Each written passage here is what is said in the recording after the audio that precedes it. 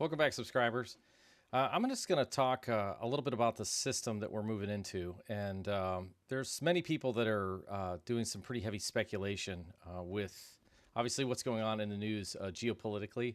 So here in the Reservoir, what this is it's like an information archive, like a personalized, real human data center. That's what the initiative of it was basically say, like, all right, let's get real humans and get information together, archive it, save it in video, and then we're going to keep it behind a paywall so that the AIs and the bots can't get their hands on it because we've set up there's a way that you can do it, and by creating this gateway, we've essentially kind of created this moat, if you will, around our information, because what we're finding is that ever since about 2020, it's been coming on really heavy. We started noticing in our group actually 2016 is when there was getting to be a lot of, they call it shadow banning, censorship, however you want to look at it.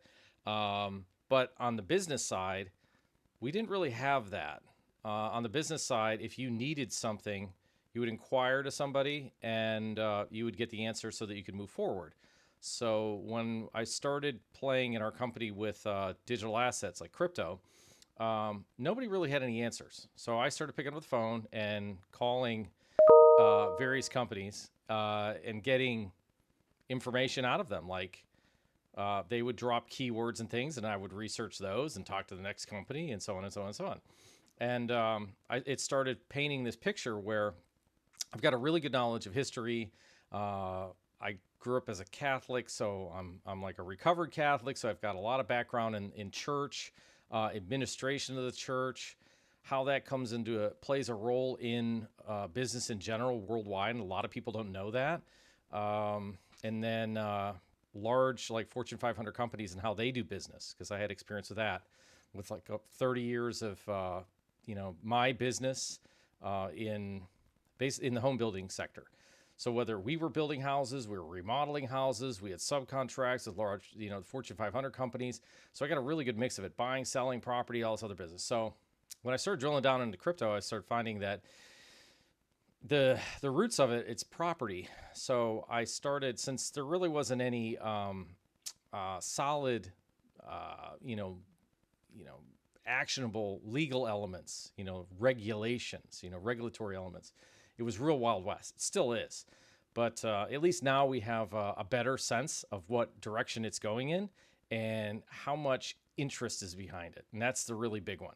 So that's basically what this is. And I'm going to be doing our free version. YouTube is essentially just really like advertising, and basically for us to satisfy the algorithms to get information out there. And I don't mind doing videos because I know the material, and I've got, lots of experience, but I'm going to be, kind of compartmentalizing it to just say like, hey, yeah, there's definitely something there. Like if you do your own due diligence, you can figure it out. But that's why we have the paid site. It's just like, all right, just cut to the chase. Like business people want to know, like they want to make a phone call and get something done. Right? I want to know, like, what do I need to do to set myself up, instead of just arduously going through all of this material and basically relearning. So how I can put this in perspective is I'm a Gen Xer, and we were born in a time where there was a lot of transition. So when things were moving into new places in the business world, we had to adapt. There was no way not to be able to adapt. So, for example, like the world with no email, we lived it, and it was, I guess, but in looking back, it was something that was just part of the business. That's, again, I just look at it like, well, it's the next thing, and people are using email, and we started using the new tech in business as an advantage. Like we were one of the first companies in our area to like add a website address. This is crazy, right? This shows like kind of my age. A website address to our Yellow Pages account. So our Yellow Pages book that we were paying like $6,000 a month for our Yellow Pages ad, and we had a website in our Yellow Pages advertisement. And that was like a really big deal. People are like, wow, you got a website? How did you do it? And I tell the story in our site behind the paywall because it's my private story. But yeah, it's just a funny story. It was it's ridiculous, but I just knew some people, and they were just in some, kind of, uh, in an environment that you probably wouldn't want to like so much like mix with. It wasn't illegal. It was just kind of risque. And they're like, yeah, we can put a website together. We know how the whole thing works. Like, oh yeah, great. So we set up a deal with them, have a website, bada bing, we're done with that. And we got a website on our yellow pages. So, just seeing how those things integrate, people finding us there's sort of, a network, a growing network inside of these dealer networks that we were in, and seeing the power of the internet and how, because I was into the innovation, our company did really well because of it. We were just like, I'm like, I want to know about this. Who do I talk to? Like, let me get this set up. You mean I can have like a digital business card out there and I don't have to go out and pound the pavement? This is great. So we saw a lot of advantages. So Gen Xers are very resilient in moving into a new system. And generationally speaking, when I look at how these are set up, I've used this term before, is epoch. Whenever we're in an epoch moment in time, when things are changing really heavy, you have to have generations, blocks of people that are already set up in a way that is, they're basically conditioned to being able to move into the new space. And Gen X is totally that generation. All right, we've had so many things thrown at us, and but not in a way that makes us afraid of it. That's why I think a lot of the other generations have a really hard time, relating to us, because we're just I'd say as a whole consensus. I'm not speaking for all of us, but most of the Gen Xers are more of this. If there's problem, reaction, solution, but we're going to handle it. We're going to take care of business and get it off our plate and just move on. We're not a participation award, crew. So anyway, that's a big factor, and that's a needed thing on an energetic level in business. Okay, if you look at times and generations, and you're trying to set up, this is a worldwide plan. This isn't some new world order where the conspiracy theory stuff that comes in. Yes, there's some of that's underpinned into this for sure. But there still is a change that is required for things to be happening. And you have to have doers that are able to keep rolling with it even whenever things get difficult. So if there's a change that comes out of our banking system and rules and regulations and things like that, we don't like changing. We don't like having to go through new rules. We're not just the followers, but at the end of the day, we know, like, hey, if we don't do this, I can't open my email. I can't do things anymore, and it gets frustrating. And it's these things as they're rolling out, and these changes and regulations that are happening on the digital side. You can't not do it. If you get a new telephone, it gets crushed by, it's an accident. You break your phone, you get a new phone, and then you open up the new phone and you have to go through all these authentications and everything else. I've talked about this, and I'm like, well, what are you going to not have a phone? There is no option anymore. You have to have that mobile device now. So that's essentially what's happening. But it's also happening as we speak. It's happening, behind the scenes. With large business. So there's going to be this trickle down effect that happens. The large business, the corporations, the banks, the big guys they've already implemented these changes in, and now they're just like slowly rolling them out to everybody else. Okay. And if you can learn those rules earlier, as somebody who's been through this, it's going to be a lot less headaches in the future. Okay. And you're going to have a peace of mind, and you're going to be, your life will just be a lot smoother, because I can tell you from being through it that you can't stop it. Okay. It just happens. It's just there's two sides to it. It's like, okay, it's a good thing that things change, but it's also kind of not such a good thing because it's changing. And, cause human beings don't like change. We don't like it. And the administration that runs everything knows it. Anybody that's ever run a business knows this absolutely is the case. So if you know that the people don't like change, then you have to put the change in a way that they don't really notice it, right?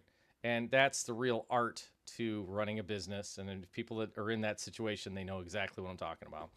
And you don't have some nefarious agenda. It's just like you need to kind of just move them in that direction and not get the pushback. You don't need to be totalitarian and just say, we're doing this, but you need to do it where the people support it. And that's, in its essence, what's happening right now.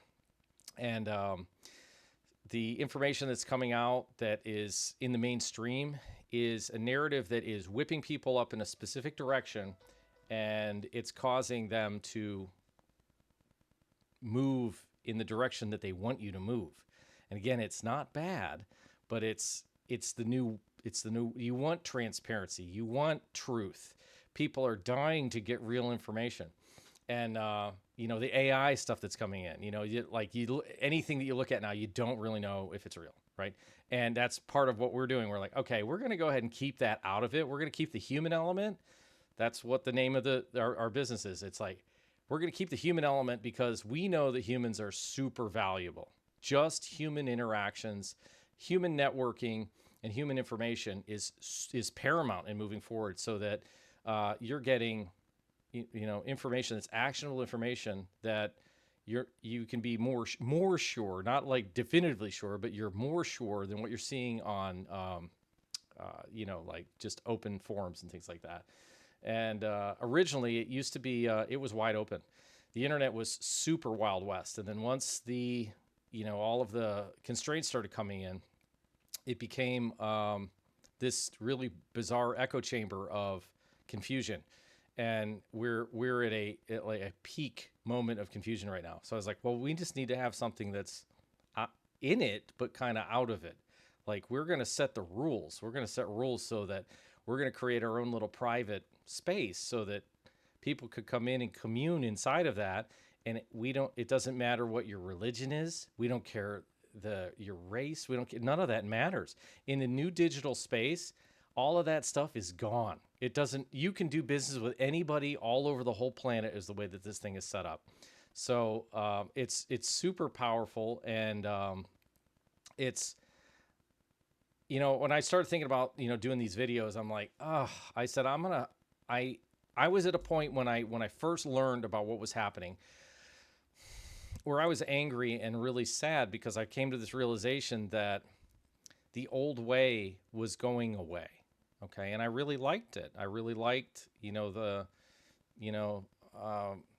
stopped watching football a long time ago, but I was like a football guy, a baseball guy, like everything that is kind of American, the music industry, the movies, everything that was about being American was great. I loved it.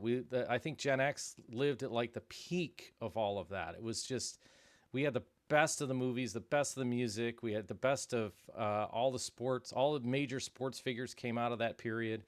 That was just shocking. It was just, everything was just bigger and better every single time you watched it, right?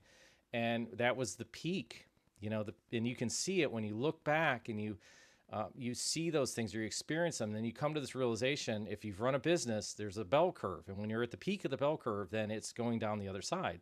So they're basically remodeling the system to say, like, okay, how can we take what we've already created here in the United States, worldwide, and then basically, keep it going, like the business model? How do we keep the business of the United States and the Western world going, but not have everyone just hold their feet to the coals, where it has to be new, and because it's a cost. It's a significant cost to keep those things going. And there are some major innovations that are coming we're already starting to see them. We're starting to see them now, where entertainment wise, you're seeing people use AI in a way that's not really, they call it slop, but it's entertaining. It's funny, but you can see where you're at kind of the peak of like a civilization moment, where you're going to look at a timeline. If they look at it back, say, like 100 years in the future or 200 years in the future, and they'd be like, oh, that was the peak of the moment, and then afterwards was this new space that they moved into. And we're just in that dip your toe in the pond type of moment in history right now, and this is going to last for quite a while. So this isn't something that's going to be like some switch is going to be thrown and you're just going to be in some fairy tale wonderland. We've got a background here on the spiritual side. I've had personal experiences and things that have happened to me that are absolutely, paranormal for sure. And a lot of interest in that. I have a lot of interest in the markets. I've been trading since I got into trading during the '08 crash. And that's when I started learning how to trade equities, trade on trading platforms and so on, and learning the language of trading and using it for my business to kind of give me a heads up on what's happening.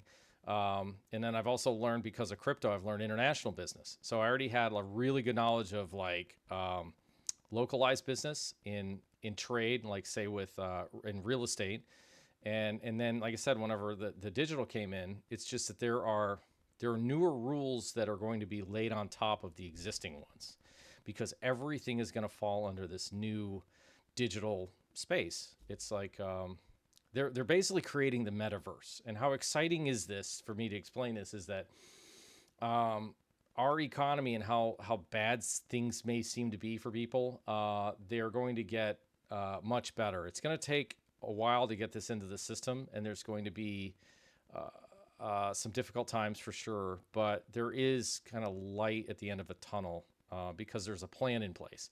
And when I speak to professionals that are inside of this space, it's not hopium. It's just like, this is what we're doing, and this is the reasons why we're doing it. And whenever the changes occur, there's going to be major opportunities for people that can move into these space that have a current knowledge base in, say, real estate, and then moving into the digital space. And that will help, preserve essentially our union here in the United States and keep things going.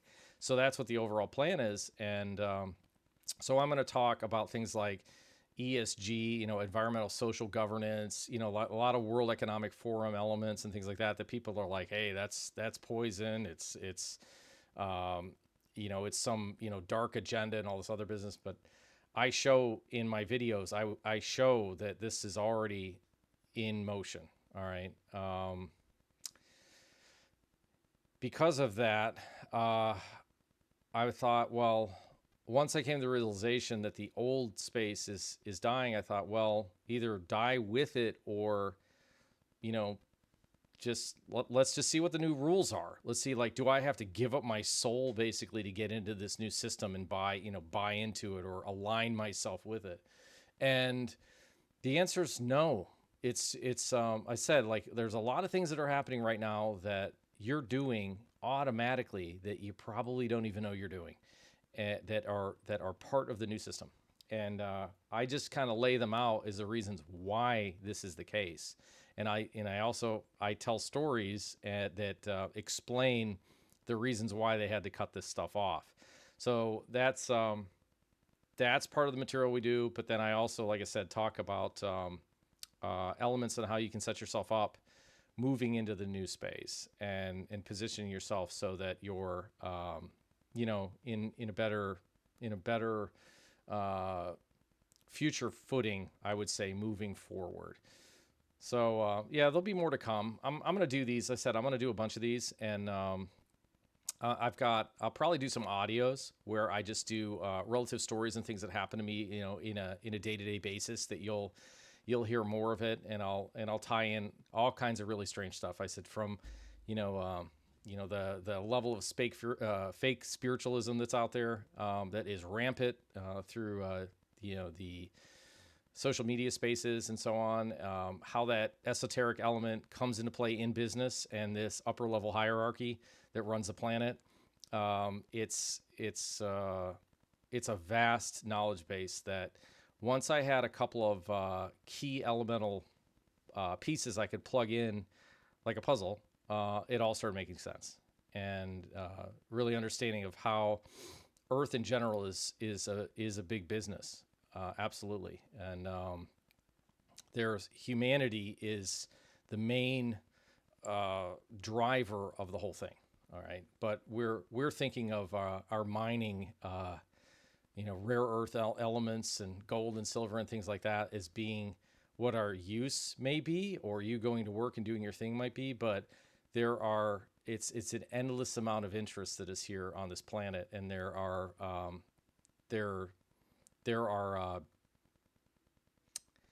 energies that are behind it that have interest in this space as on Earth. And that's why things don't really sometimes seem to move in the right direction. It almost seems like we're just running on this, perpetual, like, kind of hamster wheel. All right.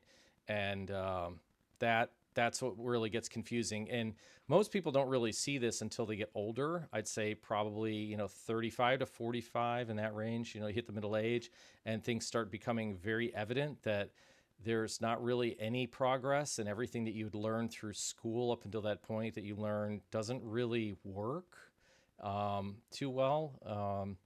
Maybe you're able to stay on that program for as long as possible, but there's all kinds of these pushbacks that happen, these epiphanies that you start to have as you get a little bit of time under your belt and realize that what you had been taught and told by parents and teachers and so on and so on, that it doesn't really work too well. That there's like there's like collegiate, like, knowledge that you're going to get from regular academia, and then there's like street knowledge. And it turns out, like, the street knowledge is where everybody's really doing well and making money and being, in a position that's better than most, because they just, pushed it aside and said, like, well, that system doesn't work. Well, it works over here. And humans always go typically in the path of least resistance. That's always pretty another common one, unless you're programmed, and you'll just keep pushing and pushing and pushing and come to this realization, maybe. Or you'll get the cognitive dissonance that comes in where you just don't want to accept it. And because you say, like, well, if I accept that my whole life has been a BS lie and the things that I've been doing is a lie, that takes a big person to be able to sit there and move into that space and accept fault. And that's another thing that humans do not like to do. So anyway, there'll be more to come. I said I don't know how much material I'm going to be leaking. It'll come out. As I said, if you read between the lines and you listen to what I'm saying, you will be able to start to have an understanding of what's going on better. But again, this is a space that I'm going to be I'm very cognizant of the algorithmic triggers.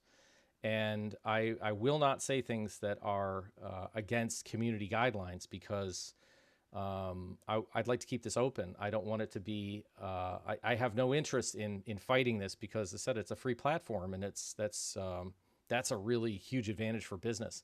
So it will allow myself and the partners that we have inside of our group to keep things moving forward and use it as a business, which is what I foresee is the reason why they did it in the first place. Now it's like the sandbox is over for the YouTubes, the X, and everything else, and now it's gotten to be the point where information is getting traded so fast, and there's so much garbage that's out there that you just don't even really know what to trust. So you need a real human being. You need to be able to tell that it's not AI. This is my real office. All right. Behind me, this is not a set. These are real curtains. Yeah. So that's what we're doing. So everything I do is going to be non-edited or minimally edited, and that's going to be the MO the whole time. So if I ramble, then you could always put me on 2x speed, zip through it. You could transcribe it, run it through the AI, see what I have to say, and see if there's anything there for you. But yeah, if you read between the lines, you'll eventually start to get an interest. And the way that we have it set up is it's like, you can come into the Reservoir, and it's cheap on the front end, and you'll get to hear more internalized stories. But if you're a business person, an entrepreneur, and you really are trying to put together, like, how is this whole system gonna work? It doesn't make any sense. We put it together, at least one of the main facets of it, which is paramount in the whole system working, and it's truly genius. So as long as everybody gets on board with it, and that's, I said, I'm like, at the end of the day, not everybody needs to get on board with it, because they're not. They never do. But that's where the ones that are going to be successful moving forward, I'll put it, this will be the last story I'll say. This time in history is very similar to settlers coming over, let's say from the point of, going west. All right. And then the settlers deciding that they're going to head west on the Oregon Trail, and they're going to make a life for themselves in, California, Oregon, Washington. They're going to go out west for opportunity. And the land grabs, Oklahoma land grabs, so on and so on. So these are things that we talk about that happen cyclically through history. And the new land grab is the metaverse, is this digital space. And since they don't tell anybody about it, they're not educating anyone. There's very limited education on it, and it just so happens that just from just a few phone calls and me understanding history really well and cycles and how energy works, that we're at the point right now where they're opening up the land, which is in the metaverse. It's all this electronic space, and it's for the taking, and it's gonna ultimately, the new system helps everybody. At least on paper. I get that there's going to be corruption, but on the front end, typically, whenever they run new systems, the reason why they do is because the corruption just gets so heavy. And like, just look around, let's look at what's going on in the news today, and you'll see that it's every which way you turn. It doesn't matter what side of the fence you decide to vote on, that there's corruption on both sides. So, excuse me, whenever it becomes so rampant, they're like, okay, let's just kind of do something else and create a new system where we can clean all this up and not necessarily start from scratch, but have a migration into a newer system, and then put some governance on it to not allow the bad actors and the people that mess with the system, the current system, to be in there. All right, so that's where identification and compliance and all that stuff comes into play. So, like I said, on paper, it seems viable on the front end. In 25 or 50 years, it's just going to be just as dirty as the one we're in right now. But that's the next best thing. Maybe it'll take 100. Maybe we'll get lucky. I don't know. But at any rate, cheers.